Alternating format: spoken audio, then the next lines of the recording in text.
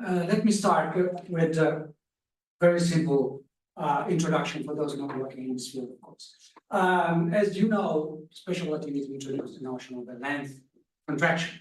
All bodies contract in the direction of motion by a factor, famous Lorentz factor, depending on velocity.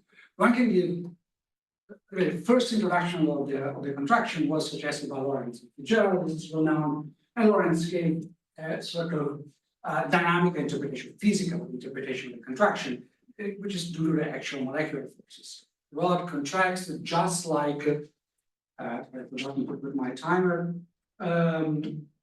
just like metal contract because there is cold, a rod contract moving in the ether for some physical phenomenon that Lorentz wanted to define, of course. There's also a different interpretation suggested some years later by Einstein. Let's call it the Einstein contraction, which is not the usual nomenclature, only to understand the difference, which is simply a kinematical phenomenon due to the definition of simultaneity. If I have to measure the length of this table at rest, it's very simple. I put a rod on the one extreme, and then I subsequently along this rim of the table, and I will measure the number of rods fitting in this and measure the length. If the table would move, of course, this measurement would not work, because while I started, it would move, and when I arrive at the end, I will get the wrong length. I have to make sure that the length, the two extremes are measured at the same time. But Einstein suggested there's no reason why at the same time should be defined in the same way in different coordinate systems. Since the two observers, two coordinate systems do not agree on definition of simultaneity, they would also not agree on the definition of length. And there's nothing particularly, it's less paradoxical than one might expect at first sight. So for Einstein, the contraction is a kinematical phenomenon, which is a consequence of how we define simultaneity. We synchronize our clocks, which the synchronization for Einstein seems to entail a convention of how we set the velocity of light the same in both directions, which cannot be established by experiment. Einstein seems to say in several places that it is a convention. Second, the contraction is perspectival. My rod is contracted from in different way from the perspective of different coordinate systems. So it seems that the first contraction is something real, and the second has this ontological status that is far less clear and was always debated. I think an important, let me try to explain why this question has become important in the recent years. Many years later, Bell, one of the most famous physicists of the 20th century, wrote a paper in the 70s entitled How to Teach Special Relativity. And it was a small paper, no one read it. Then the paper was republished in this very famous collection of papers in quantum mechanics, and then the paper began to obtain, to get some traction. And the paper entails this very famous thought experiment. It became famous because of Bell, even if the experiment was propagated by someone else. But yes, there are two spaceships. I have to put space there, of course. Two spaceships, B and C. They are identical with identical acceleration programs, so at the same velocity with respect to the spaceship A, and they have the fixed distance. They move a fixed distance for this reason. Suppose that a very fragile thread, as in the picture on the right, has been connected to spaceships, but Bell says special relativity predicts that at a certain point stresses would emerge in the thread, and the thread would break. The paper is written in a very funny tone, and it says, okay, I discussed this thing with some colleagues at the canteen, sir, and I asked them, what do you predict? What would happen to the thread? So it would really break. This whole problem came up for discussion in the same canteen. A distinguished experimental physicist refused to accept that the thread would break and regarded my assertion that indeed it would a personal misinterpretation of relativity. We decided to appeal to the CERN theory division for arbitration and made a not very systematic canvas of opinion. In it, there emerged a clear consensus that the thread would not break. is of course the wrong answer. This is the point of Bell. Why this renowned physicist gave the wrong answer? But the psychological explanation of Bell was roughly because the Einstein contraction is something somewhat apparent, some strange that something which is a consequence even of a convention, it seems at first sight, might produce a real effect on a thread and break it. If we look at the same phenomenon from the perspective of the Lorentz contraction, then everything would be very clear. The spaceship you accelerated is moving, so contracts respect to A, really as a molecular phenomenon, and the thread breaks. Why not? Of course, many people, I quote again Bell, who give the wrong answer at first. So something is covering my quotes here. Oh, sorry. Usually they feel obliged to work out one. It is only after working this out, that perhaps only after a residual feeling of unease, that such people finally accept the conclusion, which is perfectly trivial in terms of the A's account. So from the perspective of A's, their rods are really contracting, so something real is happening, including the Lorentz contraction. Calls it Lorentz feature, but it's not important for our goals. It is my impression that those, the more classical education, knowing something of the reasoning of Lorentz, as well as that of Einstein, a stronger side instance.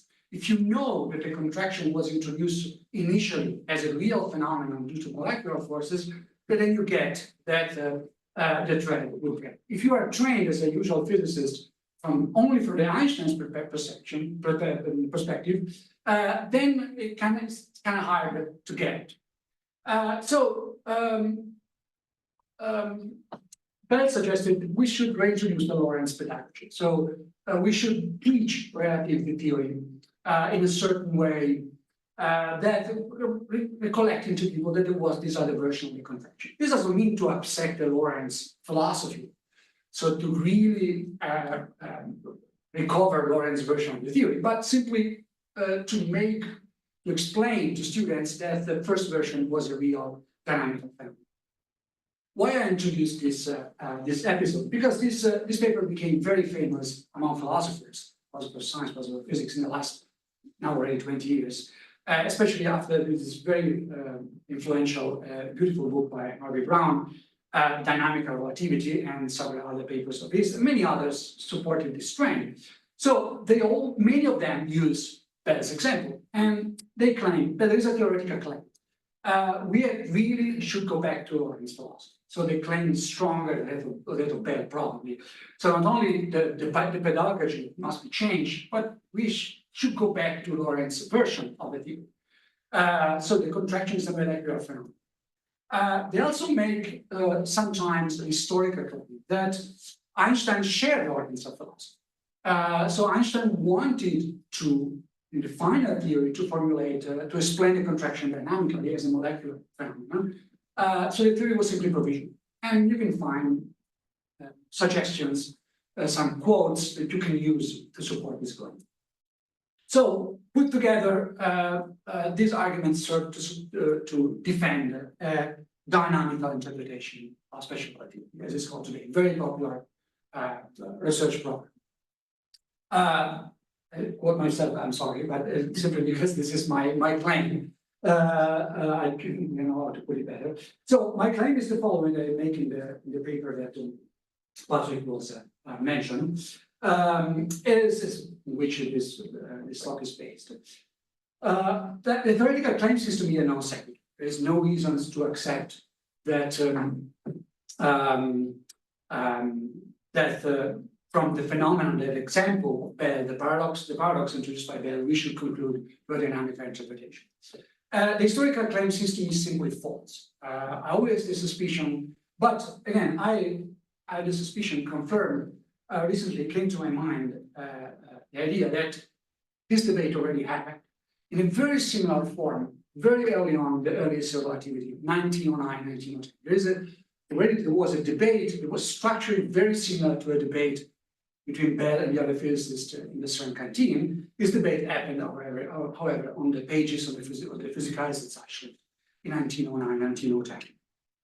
Let me reconstruct this second debate, only in outline, then I go to the detail. So first of all, we are in the idea that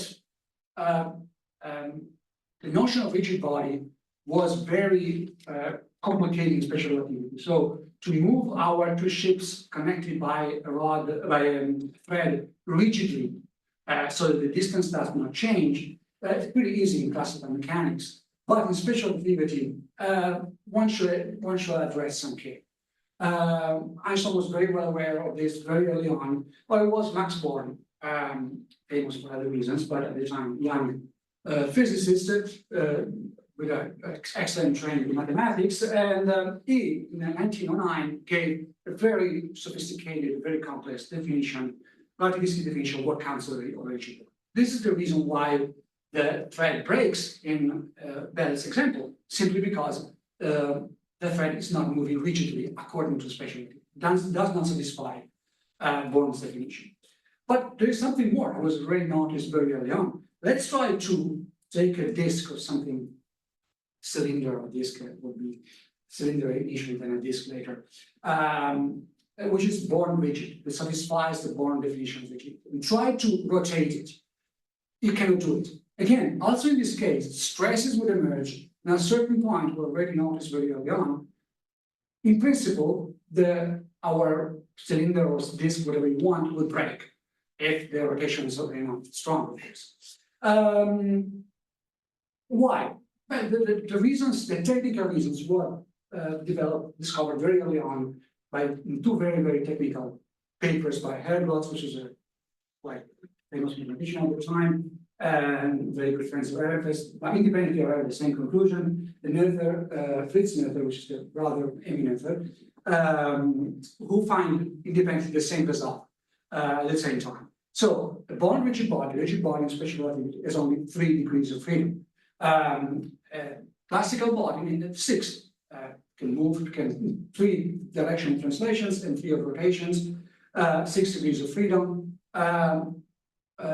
In special relativity, only 3. This is one this is a mathematical fact, so to speak. Initially, this was perceived as a severe crisis for special relativity. If you cannot define a rigid body, it's hard to understand our uniform wave theory. It seems very weird. The theory does not have any more definition of rigid body. So attempt were found to replace it. Born give another definition. Planck intervened in the debate, and so on. When Abraham said the theory is over, Max Abraham, a physicist, very aggressive as usual against the theory. There was the debate. 2 very minor figures intervened at the same time in defense of special relativity. This is the point we have to understand. Ignatowski and Varicak. Ignatowski was a Russian mathematician working in Berlin. Varicak was Croatian, Serbian Croatian, working in, I think it's Zagreb. They were 2 trained mathematicians. Varicak gave very important contributions to the relationship between special relativity and non-Euclidean geometry, so not too naive roots out there. So very they know what they knew what they're doing from a technical point of view. So their point was merely contractual. Ehrenfest's argument is comprehensible from the point of view of Lorentz theory because the contraction is real. If the contraction is real, then our cylinder contracted, we shall see, and breaks. Why not? Ehrenfest's argument does not work if you are in the perspective of Einstein's theory. There, the contraction is merely apparent. Is only the result of a convention, we synchronize our clocks. We synchronize them differently, no contraction, nothing would happen. Or Ehrenfest and Einstein immediately answered very aggressively, claiming that it was a misunderstanding. This is a strange alliance. Ehrenfest is known to be Einstein's best friend, but this is 2 or 3 years later. At the time, Ehrenfest and Einstein didn't know each other. Ehrenfest was in Russia, and Ehrenfest was very aggressively anti-relativist. So his argument with the disk was against relativity. There's a contradiction. Einstein, of course, wanted to defend the theory, but they agree on the constructual point that indeed it is impossible to put a rigid disk into rotation. So the relativistic length contraction is indeed apparent in one sense, because it disappeared for the comoving observer, where we don't understand. Nevertheless, it is real because it is experimentally testable. How can I prove that it is real? But the Ehrenfest thought experiment proves it is real, because if special relativity holds, then the disk would break. If it doesn't hold, it will not break. This is either true or false. There is no other alternative. The point is the following. So Einstein, Ehrenfest versus Ignatowski, Varicak, on the page of the Physikalische Zeitschrift, Ehrenfest paradox, one rigid rotating disk, producing intolerable stresses and break. The same example, very similar example, is Bell's and his colleagues many years later. We have the Bell paradox in the case with two spaceships, different times, different little experiments. The thread, bond rigid thread, if it is not bond rigid, it's a non-bond rigid thread, I should have written, again, intolerable stresses would break. The point is how they react. So Einstein says the emergent relativistic stress demonstrates that the contraction is a kinematic effect. There's nothing molecular going there, but is nevertheless real. So real that the disk would break, or in Bell's example, the thread would break. Bell says the opposite. There are relativistic stresses, so the length contraction is a real effect, and therefore we have to give a dynamic explanation, or at least a dynamic explanation is the only way to understand why the thread would break. I mean, I'm slightly unfair the words was Bell here, but it's definitely the idea of Browns and others. So the point is the use of two different quite trivial philosophical categories. I mean, trivial in the sense that I use all the time in the history of philosophy.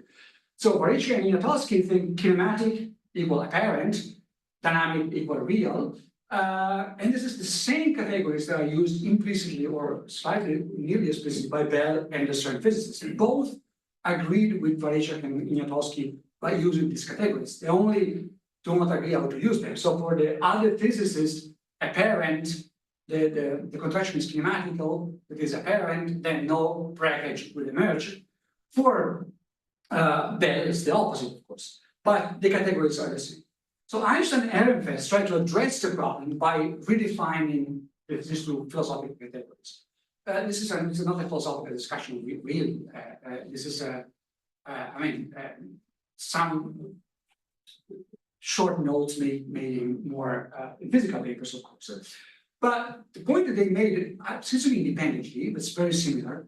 The contraction is apparent because it disappeared for the comoving return. But it is real because it can be experimentally verified. Redefine the two categories, they both claim you have to be careful in using apparent and real.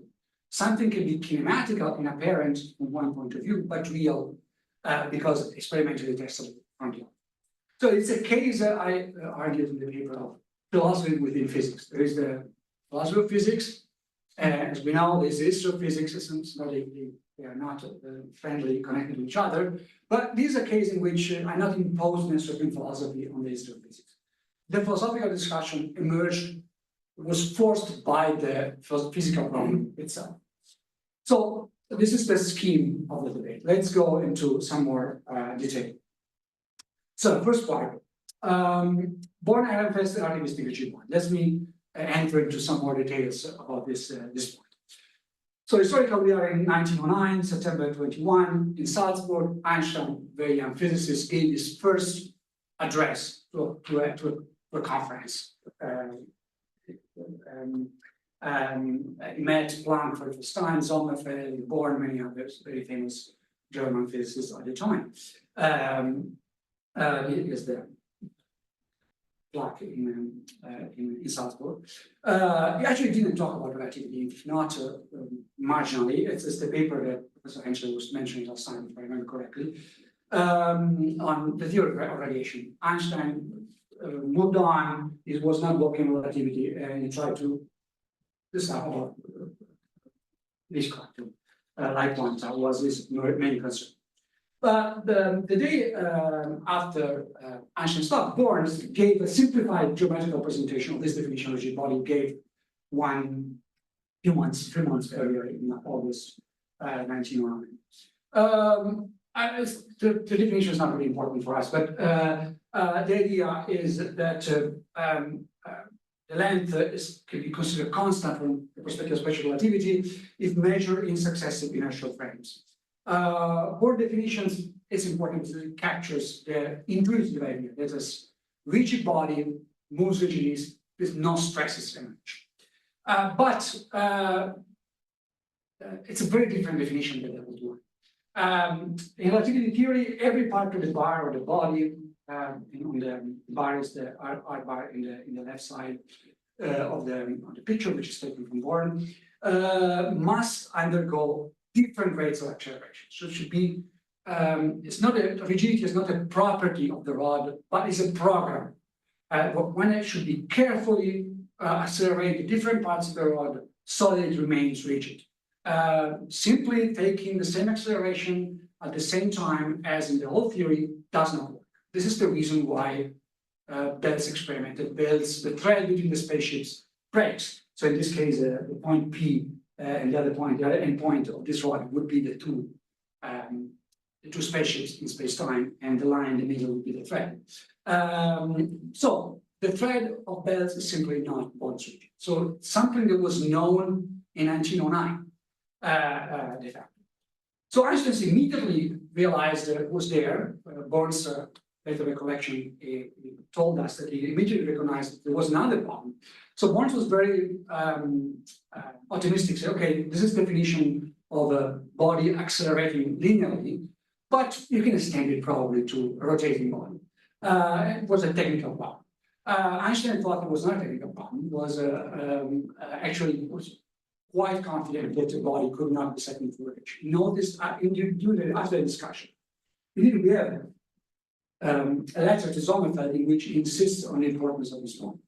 It was important for him because he wanted to extend special relativity to accelerating motion. So we have a rigid body is a reference frame is a rigid body. So we can accelerate him maybe linearly, but if we cannot put it into rotation, there is a problem. Anyway, this is what he wrote. The treatment in a letter to Sommerfeld a few weeks later. The treatment of uniformly rigid bodies seems to me of great importance because of the extension of the principle to uniformly rotating systems. According to analysis of trains of thought, I did in the last section of my paper, and so on and so forth. It's not important. The paper is the first paper on what we become general relativity. But the point is that I cannot rotate the coordinate systems or rigid body in general. The same thing was noticed by Ehrenfest in the same month, because he published in November or something. He submitted in September and published in November a very famous paper in which he made this different thought experiment. There's a rigid cylinder, as in the picture, radius R and H, rotating with a certain velocity. Of course, there's a slower velocity of light. The rim element along the rim, they contracted because they're moving in the directional motion. Well, in the directional motion, they are orientated into the directional motion. Sorry. But something disappeared. But the radius will not contract because it's not moving in the direction of motion. So what happens?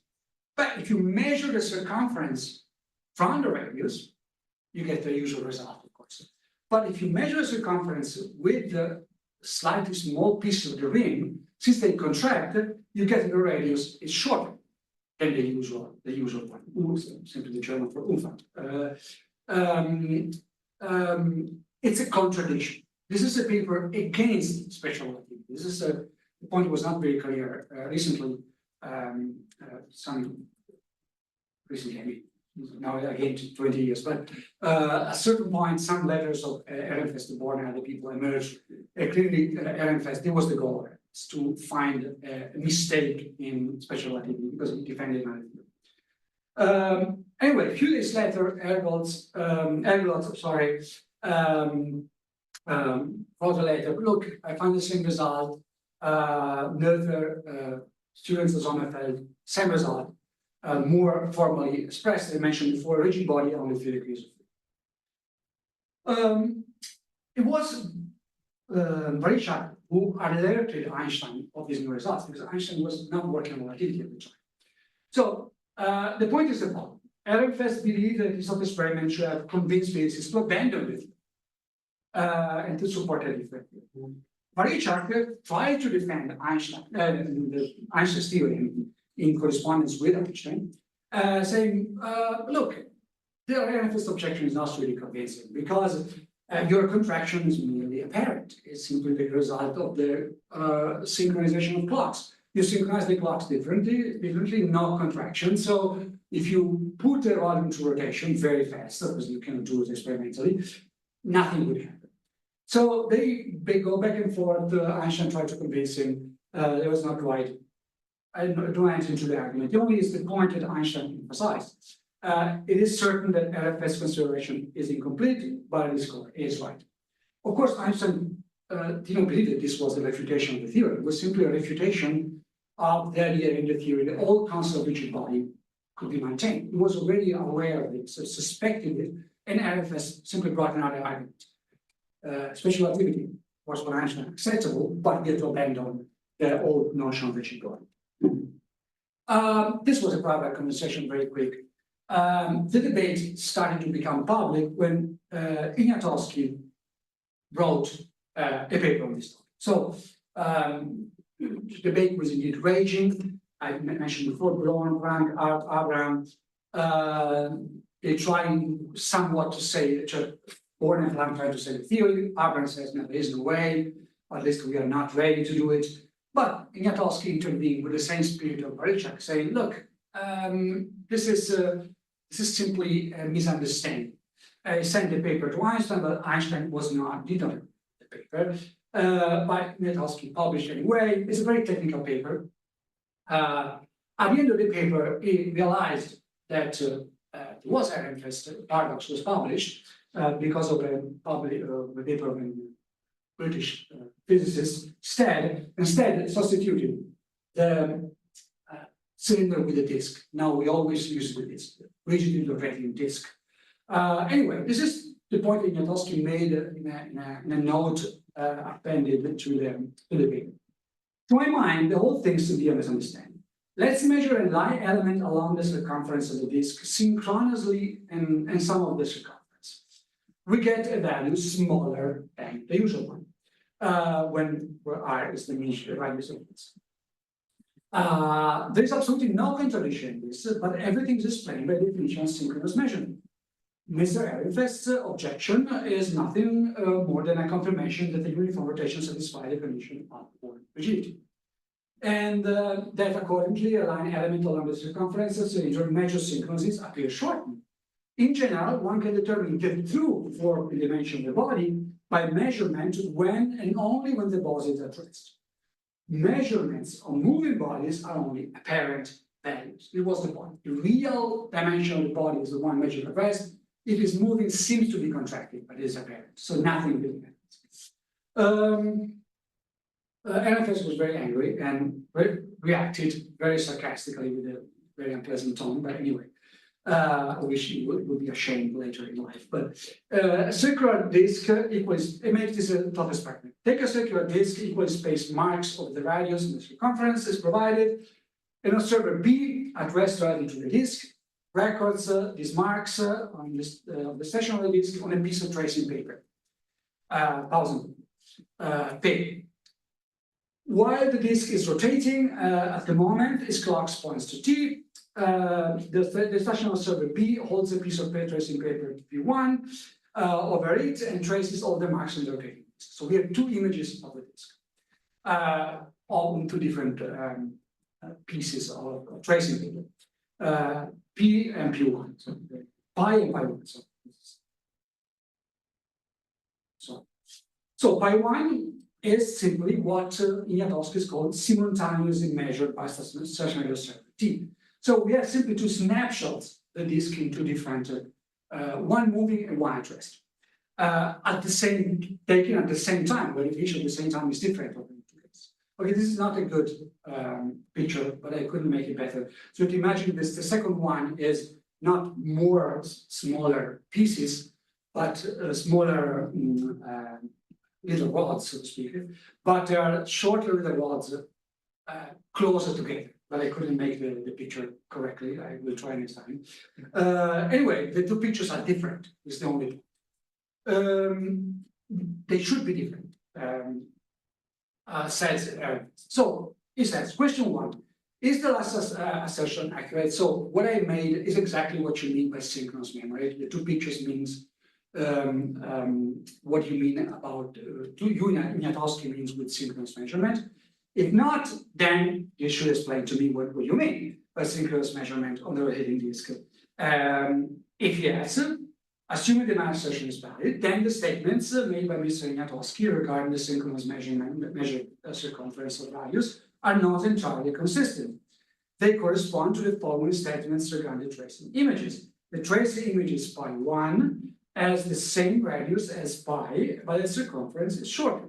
How can we imagine tracing images with such properties without any contradiction? So there is a contradiction in the theory. It cannot be that the same disk, the same radius, but different circumferences. The two images pi 1 and pi 1 show the same radius, but different circumferences. This is unquestionably a contradiction contrary to Ignatowski's claim.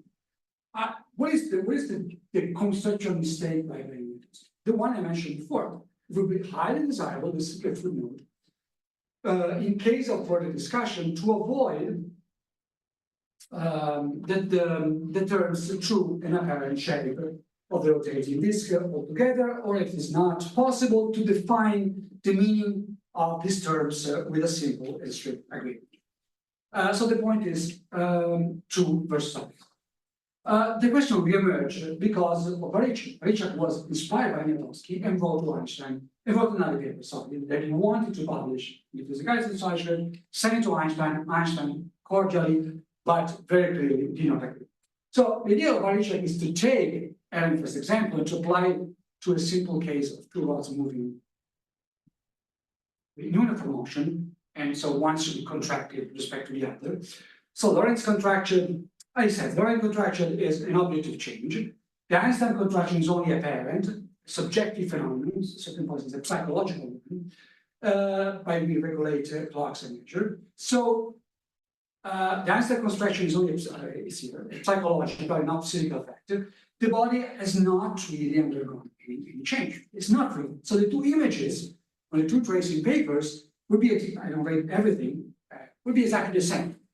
I believe that the stationary observer will find the same distance both times, for in reality, the rod had not become shorter. It's only an apparent case. So if you try to impress an image on a tracing paper, nothing would really happen. Einstein received the letter, it was very in disagreement. Thank you very much, kindly send that. However, I completely disagree with its content and I quite certainly you are wrong. One must be very careful not to operate with the deceptive characteristics of real and apparent. Again, the point is that Weizsäcker was making is merely conceptual. So Weizsäcker was a trained mathematician, very sophisticated, but the mistake was for Einstein only conceptual. He was confusing, using incorrectly the two categories, real and apparent. Indeed, in his letters, he makes a very, very simple explanation why it was not the case. Simple in the sense that it doesn't entail any sophisticated technical mathematical reflections. It's simply a conceptual point. So it explains in a very simple way what is going on. I take only one example from the correspondence. So let's take K is a coordinate system. K is a German coordinate system. Non-accelerated system along with X a series of clocks or 1, 2, 3, and so on are placed and synchronized using light signal as usual. AB is of course a rod, bar, whatever you want, moving velocity v along x-axis. Okay. So the length of AB, what is that? It's a number that we attribute to coordinated to the length. There are two ways to obtain this length. I take a rod, is accelerated very carefully, so nothing happens to the rod. Let's say maintain its length. Placed at rest on AB, then you, as usual, you measure, as you usually do, the distance between A and B, repeatedly applying the rod along the rod. The length of AB is measured by successfully applying the rod along the bar. The number L that you get is the length of it. What is the problem? That is the second way. So now we are from the perspective of K, so someone at rest in K with a rod in K. A group of clocks are placed, we have said, along K. One marks so that the rod is moving. I'm at rest in K. Rod is moving. I take a picture of the rod. So I mark along K 2 points A and B, not with capital letters, with small letters. At the moment when the 2 points A, B with capital letter coincide with the 2 points in K. So I synchronize my clocks. At this moment, A and B coincide with the 2 points A, B with small letters on the rod. Then I take the rod I used before. It was placed on the moving bar. I very slowly I place it down. Nothing happens to the rod. The same length, and I measure the distance between A and B with small letters. Both measurements are legitimate. There are two ways to measure, completely legitimate, both. There is, however, no a priori reason why the two measurements should give the same number. This was the prejudice of the old theory. Einstein wants to explain to Varicak in many other papers. It's simply a prejudice. There's no reason. Of course, if the definition of simultaneity is different in different reference frames, we get simply different numbers. So classical kinematics makes a prediction. AB with small letters is equal to AB with big letters, so the two lengths are the same, the two numbers are the same. Relativistic kinematics is a different prediction, that AB with small letters is shorter than AB with big letters. Quantitatively is not the point. So it's simply, it is possible that this can be tested empirically. The contraction can be ascertained by measurements, and it's real. Either it is short or not. Either the two marks AB with small letters are shorter than AB or not. There is no way to escape this distinction. So, in principles, I can verify it. Take my rod. First bar AB, move it very slowly, so nothing changed. Unit rod, place it onto the coordinate systems, place it again between AB with small letters, and I will get a different result. So the point is very simple. So due to the relativity of simultaneity, identical rods are used to measure spatial distances between different pair of points along the x-axis of different frames. So this is the reason why there is a difference. So for Ignatowski and Varicak, since the definition of simultaneity is relative, is also conventional, then it's not real. For Einstein, it's very clear that simultaneity is relative, not conventional. There are two very different things that Ignatowski and Varicak tend to confound.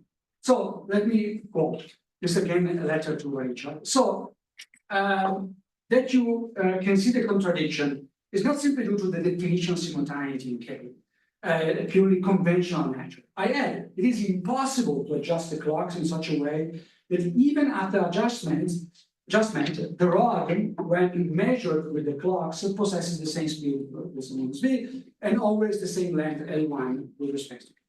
From this, one can conclude with Ehrenfest that rotation without elastic deformation is excluded according to the theory of relativity, if one adds a motion by contraction, of course. So, what is the proof that the contraction is real? Ehrenfest paradox. For him, the contraction is merely kinematical. Why? How can I prove it to this real? Because measuring, but actually I cannot measure. An indirect proof is that if special relativity holds, then stresses should emerge, as Ehrenfest said. So here, contrary to Bell, the Ehrenfest paradox is exactly the proof that the contraction, in spite of being kinematical, it is real and will produce real physical phenomena. So Einstein warned Varicak that don't publish this thing or I have to answer, to publish an answer. He asked Ehrenfest to write the answer. Ehrenfest denied, he didn't want to do it. So Einstein wrote himself an answer. It's a very short paper, which is not very well known, entitled the Ehrenfest paradoxon, which is never mentioned in the paper anyway. This is the answer to Varicak paper with the same title. So he claims in the paper, recently our friend Varicak published in his journal the comments should go on and answer it and so on. The author unjustified perceived the difference between Lorentz conception and mine with regard to the physical facts. They are the same. The question whether the Lorentz contraction is real is misleading. It is not real in as much it does not exist for a moving observer. I measure with my rod AB with a rod at rest with respect to AB, always the same length. But the contraction appears only from the perspective of the observer at rest, respect to which the rod is moving. But it's real in as much, in principle, it could be detected by physical means, by a non-comoving observers. If I measure the distance between the two marks, A, B, small letters, I will find the difference. This is just what Ehrenfest made clear in such an elegant way. But perhaps, and this is what's the consequence of the Ehrenfest paradox, but perhaps it might cling to the view that Lorentz contraction is its roots in solving arbitrary stipulations about the manner of our clock and regulations and measurements. This is false. The following thought experiment shows that the extent to which we cannot, this you cannot be obtained. So the experiment is not very well known, even if it's mentioned by several textbooks, older textbooks. It's called today the twin rod thought experiment. The only point of the experiment is to show that one can define the synchronization without using clocks. This was the goal of the experiment. This is why Einstein wanted to avoid the misunderstanding that simply because we synchronize clocks with light rays, there is a convention, and so on and so forth. And this is the reason why the contraction is affected. But look, I don't need any clocks. I can define simultaneity without using clocks. There are some problems in the example, but if we grant to Einstein that he didn't want to make quantitative prediction, somewhat true. IB and IB1, IB prime, sorry, can, when compared at rest in an unaccelerated coordinate system K, they have the same length, AB and AB prime, sliding alongside with constant velocity V and minus V respect to our coordinate system K. So we don't have clocks in this case. We can imagine a device leaving marks as before, AB small letters, when the two when the endpoints A and A prime meet, leave the mark A. When the points B and B1 meet, will leave the mark B. So you don't need clocks because the coincidences are furnished simultaneous to the definition. Since the rods are equal, the situation is perfectly symmetric. So when they meet, A and B meet at the same time. For the moving rod, we meet at the same time also for the coordinate system at rest. So you marks AB with small letter, and you do the same thing. The theory of relativity predicts that AB equal A prime B prime will be bigger than AB or vice versa in small letters. The whole theory predicts that, of course, the measurements should be the same. This prediction can be simply tested empirically. You take one of these two rods very carefully, that nothing changes, so maintain the same length. Maybe it will be maintain bond rigidity, for instance. And then you measure AB small letter along the two marks along K. So not really disappear there. The two marks are here, AB in small letters. And you can see, you can verify, you get the same result with the same length of the length. If you get the same length, special relativity is wrong. If you get smaller length, special relativity is correct. There is no way to escape from this effect by changing the synchronization of clocks because there are no clocks. This was the goal of the experiment. Let me go to the conclusion. Slightly late, but I can make it. By the spring of 1911, this project of developing a theory of new theory of radiation failed, and he went back to relativistic theory of gravitation, that became general relativity. Ehrenfest visited Einstein in Prague. In the meantime, Einstein moved to Prague in end of February. They might have talked about this stuff as well, because Einstein, a few months later, published Ehrenfest thought experiment for the first time, so published a remark on the thought experiment for the first time, very famous remark, because he made the claim that geometry on a rotating disk is non-Euclidean. And this is the reason why the Ehrenfest paradox is famous. But the reason he used it before and discussed it before was quite different.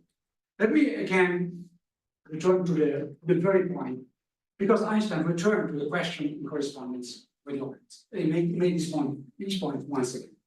So at the time, Einstein in 1915 published a paper on special relativity, popular paper in this encyclopedia, very beautiful encyclopedia, equal to the Gegenwart, and Idea of Times, and there it says, oh, the Lorentz contraction is ad hoc. It's an hypothesis I introduced only to explain the phenomenon, and Lorentz was very angry. And he says, look, Idea of Times, I wrote it very quickly, so please don't be too precise. Regarding the erroneous view, the Lorentz contraction was very apparent, the length contraction in the sense. I'm not free of guilt without ever having myself lapsed into that. So a mistake moving.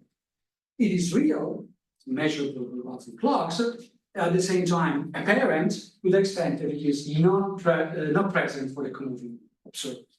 So the length of contraction is apparent because it disappears for the comoving observer.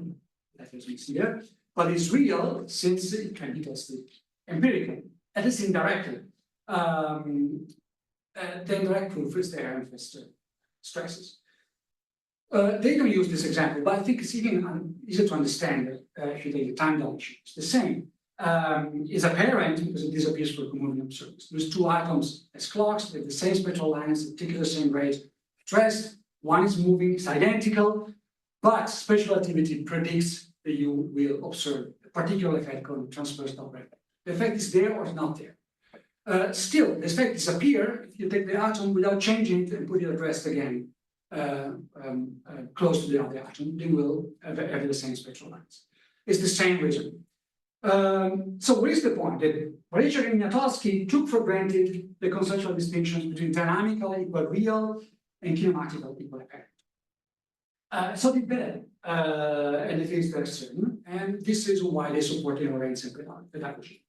So Ehrenfest and Einstein, they both, and Einstein repeatedly, claim, now look, this is a mistake in using these two categories. So apparent, we can agree that something which is dependent from the coordinate system is apparent. But it is real because it can be experimentally tested. Because either it's there or not. So most standard textbooks of relativity take the Einstein pedagogy. Let's put it well. So, and this is still today, and I mentioned the only very early textbook in which this pedagogy is very clearly stressed. There's nothing wrong with it, so let's put it this way. If you take these two categories correctly. So let me go back to the conclusion. So Brown, 2005, as I told you before, was roughly reasoned this way. Bell paradox, dynamic interpretation of special relativity. I think that the claim is theoretical claim is a non sequitur because the Bell paradox is simply a consequence of origin. And this is true in both interpretations, so to speak. So both Einstein defend the kinetic interpretation. He expected the cable to break. There is nothing particularly, and Ehrenfest himself the same. So there's no reason why we should conclude from the paradox to the dynamic interpretation. I think the claim is historically false because, as this example even more shows, Einstein knew the problem and he didn't abandon the kinematic interpretation at all. And actually clearly stated that the contraction is kinematical, but it is real. So it didn't defend the dynamic interpretation, even not in the future. So my claim is that the kinematic integration of special relativity is at least not incompatible with Bell's and Ehrenfest paradox. They already said what they want to say, and this is my conclusion. Of course, one could defend the dynamic interpretation or not for other reasons. This is very nice person, but exactly. But this argument doesn't seem convincing. Thank you very much.